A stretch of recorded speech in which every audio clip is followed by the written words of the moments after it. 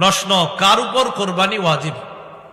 সুস্থ মস্তিষ্ক সম্পন্ন বালেগ মুসলমান যার কাছে 7.5 ভরি স্বর্ণ, 52.5 তোলা রূপার সমপরিমাণ টাকা 10, 11, 12 জিলহজ সূর্যাস্ত পর্যন্ত যদি কারো কাছে 7.5 ভরি স্বর্ণ অথবা 52.5 তোলা রূপার সমপরিমাণ অর্থ থাকে, তার উপর কোরবানি ওয়াজিব।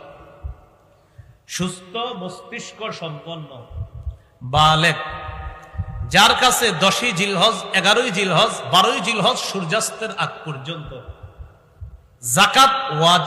জাকাত ফরজ হয় যেই পরিমাণ সম্পত্তি থাকলে, ওই পরিমাণ সম্পত্তি যদি 10, 11, 12 জিলহজ সূর্যাস্ত পর্যন্ত থাকে, তার উপর কোরবানি ওয়াজিব। পার্থক্য, জাকাত ফরজ হয় 1 বছর অতিবাহিত হইতে হয়, আর কোরবানি ওয়াজিব হয় মাত্র 3 দিন থাকে। বুঝে আসছে না? এটাই পার্থক্য।